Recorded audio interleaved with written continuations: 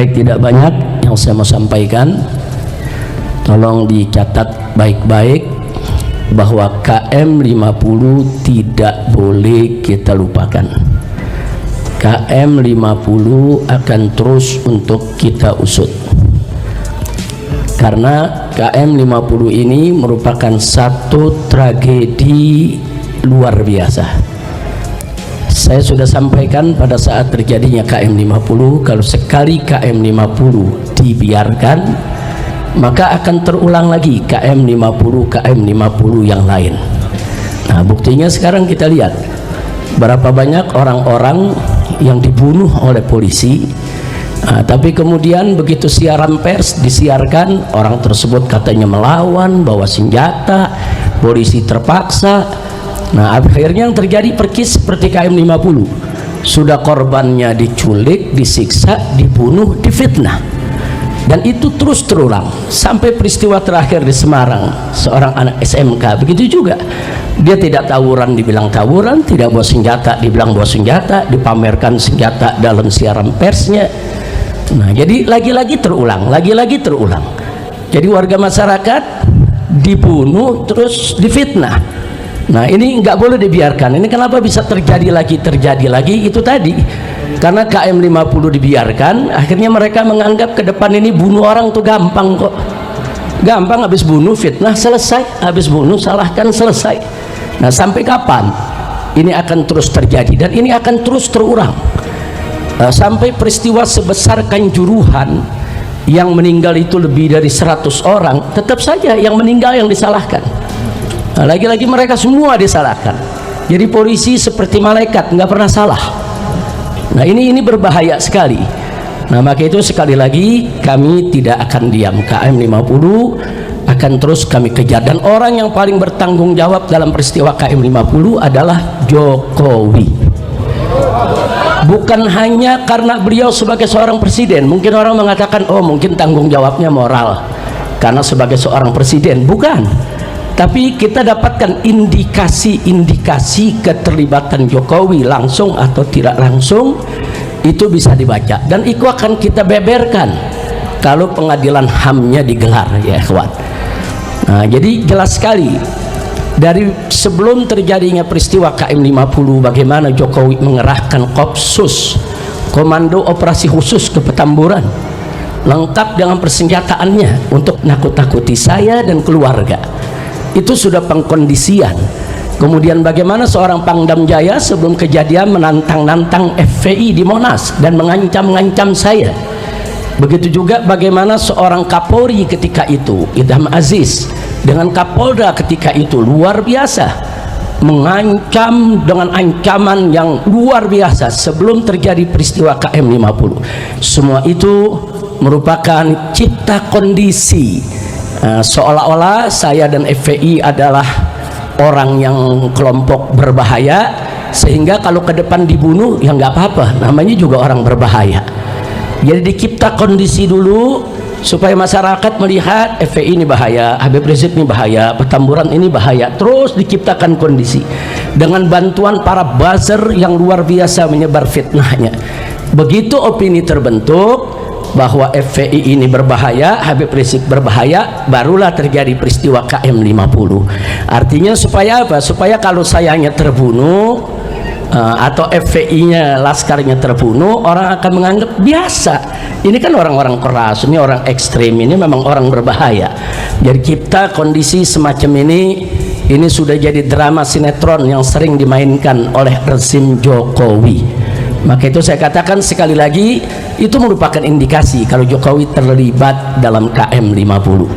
Nah, tidak sampai di situ.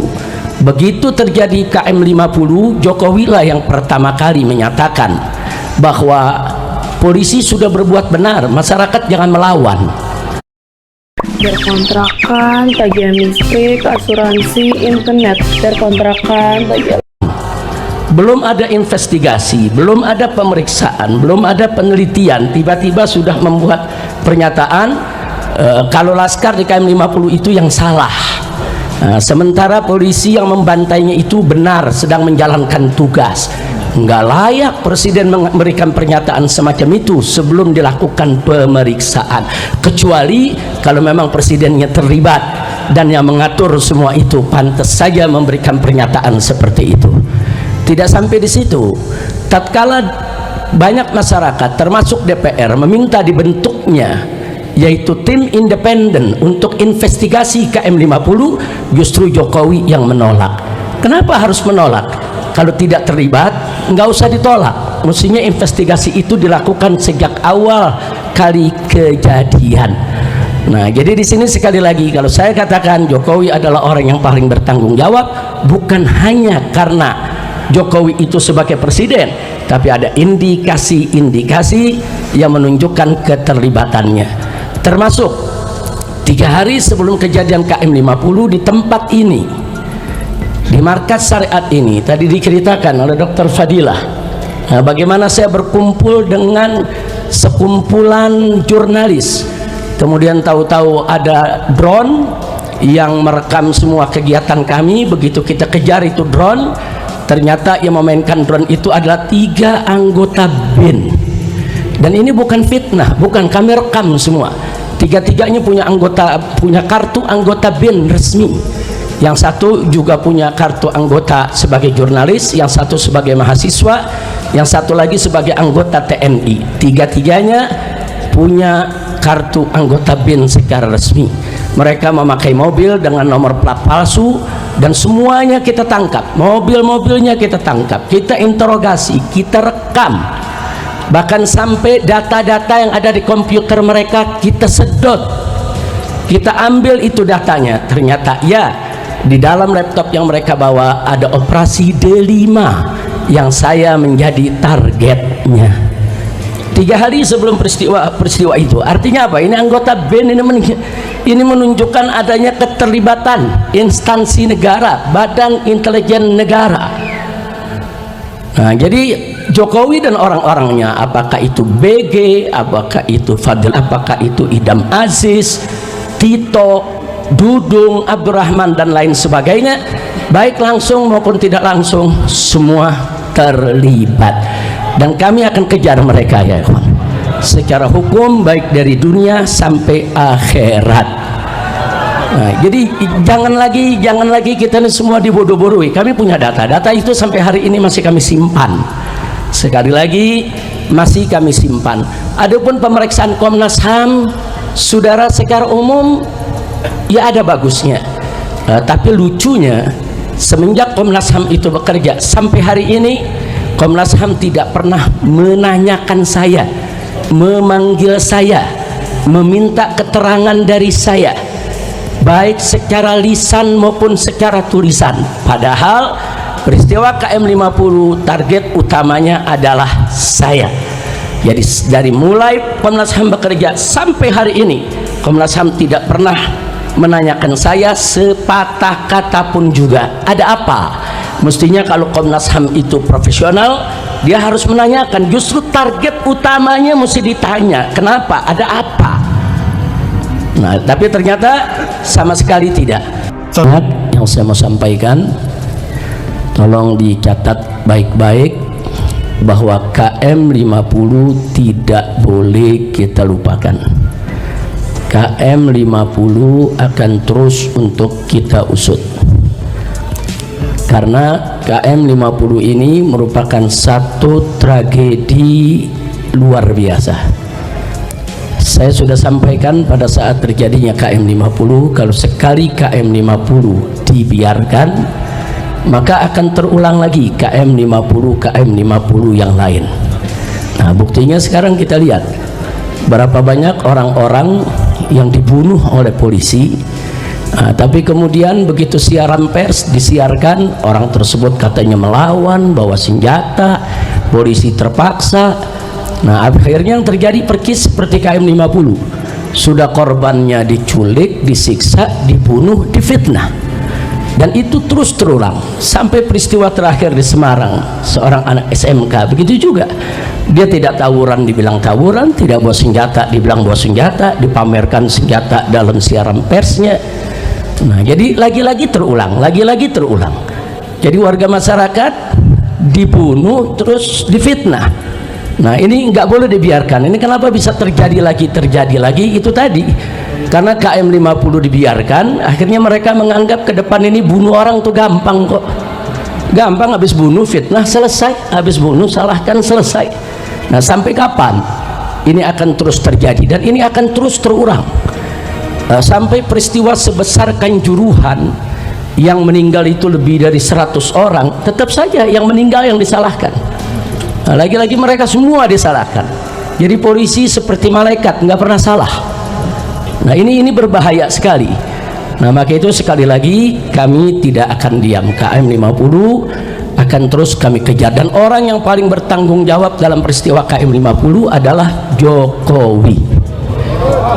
Bukan hanya karena beliau sebagai seorang presiden. Mungkin orang mengatakan oh mungkin tanggung jawabnya moral karena sebagai seorang presiden. Bukan, tapi kita dapatkan indikasi-indikasi keterlibatan Jokowi langsung atau tidak langsung, itu bisa dibaca, dan itu akan kita beberkan kalau pengadilan HAM-nya digelar, ya ikhwan.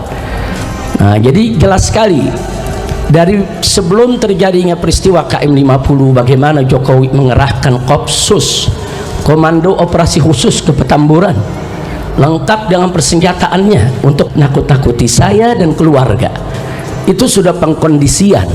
Kemudian bagaimana seorang Pangdam Jaya sebelum kejadian menantang-nantang FPI di Monas dan mengancam-ngancam saya. Begitu juga bagaimana seorang Kapolri ketika itu, Idham Aziz, dengan Kapolda ketika itu luar biasa, mengancam dengan ancaman yang luar biasa sebelum terjadi peristiwa KM50. Semua itu merupakan cipta kondisi, seolah-olah saya dan FPI adalah orang yang kelompok berbahaya, sehingga kalau ke depan dibunuh ya nggak apa-apa, namanya juga orang berbahaya. Jadi dicipta kondisi dulu supaya masyarakat melihat FPI ini bahaya, Habib Rizik ini bahaya, Petamburan ini bahaya. Terus diciptakan kondisi dengan bantuan para buzzer yang luar biasa menyebar fitnahnya. Begitu opini terbentuk bahwa FPI ini berbahaya, Habib Rizik berbahaya, barulah terjadi peristiwa KM50. Artinya supaya apa? Supaya kalau sayanya terbunuh atau FPI-nya, laskarnya terbunuh, orang akan menganggap biasa. Ini kan orang-orang keras, ini orang ekstrim, ini memang orang berbahaya. Jadi kita kondisi semacam ini sudah jadi drama sinetron yang sering dimainkan oleh rezim Jokowi. Maka itu saya katakan sekali lagi, itu merupakan indikasi kalau Jokowi terlibat dalam KM50. Nah tidak sampai di situ. Begitu terjadi KM50, Jokowi lah yang pertama kali menyatakan bahwa polisi sudah berbuat benar, masyarakat jangan melawan. Belum ada investigasi, belum ada pemeriksaan, belum ada penelitian, tiba-tiba sudah membuat pernyataan kalau laskar di KM50 itu yang salah. Sementara polisi yang membantainya itu benar, sedang menjalankan tugas. Nggak layak presiden memberikan pernyataan semacam itu sebelum dilakukan pemeriksaan, kecuali kalau memang presidennya terlibat dan yang mengatur semua itu, pantas saja memberikan pernyataan seperti itu. Tidak sampai di situ, tatkala banyak masyarakat termasuk DPR meminta dibentuknya yaitu tim independen untuk investigasi KM50, justru Jokowi yang menolak. Kenapa harus menolak? Kalau tidak terlibat, nggak usah ditolak. Mestinya investigasi itu dilakukan sejak awal kali kejadian. Nah, jadi di sini sekali lagi kalau saya katakan Jokowi adalah orang yang paling bertanggung jawab, bukan hanya karena Jokowi itu sebagai presiden, tapi ada indikasi-indikasi yang menunjukkan keterlibatannya. Termasuk 3 hari sebelum kejadian KM50 di tempat ini, di markas syariat ini, tadi diceritakan oleh Dr. Fadilah, bagaimana saya berkumpul dengan sekumpulan jurnalis, kemudian tahu-tahu ada drone yang merekam semua kegiatan kami. Begitu kita kejar itu drone, ternyata yang memainkan drone itu adalah 3 anggota BIN. Dan ini bukan fitnah, bukan, kami rekam semua. 3-tiganya punya kartu anggota BIN resmi. Yang satu juga punya kartu anggota sebagai jurnalis, yang satu sebagai mahasiswa, yang satu lagi sebagai anggota TNI. Tiga-tiganya punya kartu anggota BIN secara resmi. Mereka memakai mobil dengan nomor plat palsu dan semuanya kita tangkap. Mobil-mobilnya kita tangkap, kita interogasi, kita rekam. Bahkan sampai data-data yang ada di komputer mereka kita sedot. Kita ambil itu datanya. Ternyata ya, di dalam laptop yang mereka bawa ada operasi D5 yang saya menjadi targetnya. 3 hari sebelum peristiwa itu. Artinya apa? Ini anggota BIN ini menunjukkan adanya keterlibatan instansi negara, badan intelijen negara. Nah, jadi Jokowi dan orang-orangnya, apakah itu BG, apakah itu Fadil, apakah itu Idam Aziz, Tito, Bapak Ibu ya, itu dia tadi penjelasan dari Habib Rizik Syihab, yang mana beliau masih tetap untuk mengusut tuntas kasus di KM 50 ya teman-teman. Bahkan beliau pun sempat diancam dan yang lainnya, dan Habib Rizik pun tidak takut dengan semua itu ya. Kita doakan semoga Habib Rizik ya Allah jaga ya, Allah mudahkan segala urusannya dan cepat terbukti siapa pelaku di KM 50, apakah itu dalangnya pesuruh Jokowi dan lainnya. Mudah-mudahan cepat ditangkap ya, karena ini sangat meresahkan dan jangan sampai terjadi lagi di KM 50 di tempat yang lainnya. Terima kasih, sampai berjumpa di video. Wassalamualaikum warahmatullahi wabarakatuh.